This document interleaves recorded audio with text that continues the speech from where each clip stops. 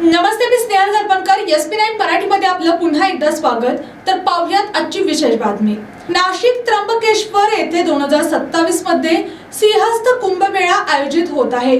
या कुंभमेळ्याच्या बोधचिन्हांचे अनावरण सह्याद्री अतिथीगृह येथे झालेल्या कार्यक्रमात मुख्यमंत्री देवेंद्र फडणवीस, उपमुख्यमंत्री एकनाथ शिंदे, उपमुख्यमंत्री सुनेत्रा अजित पवार यांच्यासह मान्यवरांच्या हस्ते करण्यात आले. तर पाहूयात आजची सविस्तर बातमी. कुंभमेळाव्याच्या लोगोसाठी कुंभमेळावा प्राधिकरणाच्या वतीने स्पर्धेचे आयोजन करण्यात आले होते.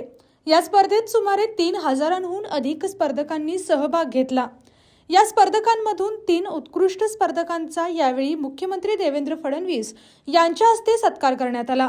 यामध्ये प्रथम क्रमांक पटकावलेल्या पुणे येथील सुमित काटे यांना 3 लाख रुपयांचा धनादेश आणि सन्मानचिन्ह, द्वितीय क्रमांक पटकावलेल्या नोएडा येथील मयांक नायक यांना 2 लाख रुपयांचा धनादेश आणि सन्मान चिन्ह आणि तृतीय क्रमांक पटकावलेल्या पंढरपूर येथील पियुष पिंपळनेकर यांचा 1 लाख रुपयांचा धनादेश आणि सन्मान चिन्ह देऊन सन्मानित करण्यात आले. प्रसून जोशी, अश्विनी देशपांडे, मंदार राणे, वृषाली केकने, बारिश दाते, विनय नारंग, डॉक्टर प्राजक्ता बास्ते, प्रफुल्ल सावंत, डॉक्टर दिनेश वैद्य, ॲथनी लोपेज आणि डॉक्टर किरण शिंदे यांसारख्या दिग्गज डिझाईन तज्ज्ञांच्या समितीने या प्रवेशकांचे प्रशिक्षण केले.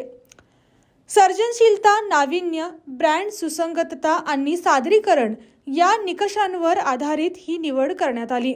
या समितीचा मुख्यमंत्री देवेंद्र फडणवीस यांच्या हस्ते सन्मान करण्यात आला. प्राधिकरणाचे आयुक्त शेखर सिंह यांनी प्रास्ताविकाद्वारे कुंभमेळावा आयोजन आणि लोगो स्पर्धेबाबत माहिती दिली. यावेळी कुंभमेळा मंत्री गिरीश महाजन, अन्न व नागरी पुरवठा मंत्री छगन भुजबळ, शालेय शिक्षण मंत्री दादाजी भुसे, उद्योग मंत्री उदय सामंत, सार्वजनिक बांधकाम मंत्री शिवेंद्रसिंह राजे भोसले, मुख्य सचिव राजेश अग्रवाल, नाशिक विभागीय आयुक्त प्रवीण गेडाम, कुंभमेळावा प्राधिकरण आयुक्त शेखर सिंह यांच्यासह विविध आराखड्यांचे साधू संत उपस्थित होते. मुख्यमंत्री आणि उपमुख्यमंत्री यांनी यावेळी उपस्थित साधू संतांचे स्वागत केले. नाशिक त्र्यंबकेश्वर सिंहस्थ कुंभमेळावा बोधचिन्हाविषयी नाशिक त्र्यंबकेश्वर कुंभमेळावा प्राधिकरण, MyGov आणि association of designers of India यांच्या संयुक्त विद्यमाने आयोजित करण्यात आलेल्या देशव्यापी डिझाईन स्पर्धेतून या बोधचिन्हांची निवड करण्यात आली. 20 नोव्हेंबर ते 20 डिसेंबर 2025 या कालावधीत MyGov प्लॅटफॉर्मवर पार पडलेल्या या स्पर्धेत 70 आंतरराष्ट्रीय स्पर्धकांसह एकूण 3067 प्रवेशिका प्राप्त झाल्या होत्या. सहभागाच्या बाबतीत महाराष्ट्र राज्य आघाडीवर राहिले. त्याखालोखाल दिल्ली आणि तामिळनाडूचा क्रमांक लागला. 18 ते 24 वयोगटातील तरुणांनी या स्पर्धेत सर्वाधिक सक्रिय सहभाग नोंदवला. हे बोधचिन्ह नाशिक आणि त्र्यंबकेश्वरच्या पवित्र भूगोल आणि धार्मिक परंपरावर आधारित आहे. भगवान शंकरांचे त्रिशूळ आध्यात्मिक ऊर्जेचे प्रतीक आहे.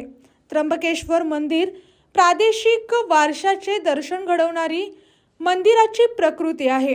काळाराम मंदिराची कमान आणि गोदावरी नदीला शिवलिंगाच्या रूपात दर्शवण्यात आले असून ते कुंभमेळाव्यातील पवित्र स्नानाच्या परंपरेचे महत्त्व अधोरेखित करते. अशाच जिल्ह्यातील, राज्यातील व राष्ट्रीय स्तरावरील ताज्या बातम्या पाहण्यासाठी पाहत रहा SP9 मराठी न्यूज चॅनेल. या चॅनेलच्या माध्यमातून विविध क्षेत्रात उल्लेखनीय कार्य करणाऱ्या मान्यवरांच्या प्रेरणादायी मुलाखती तसेच महत्त्वाची माहिती आणि घडामोडी आपल्यापर्यंत पोहोचवल्या जातील.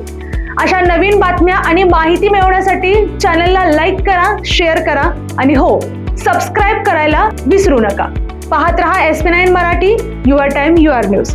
धन्यवाद.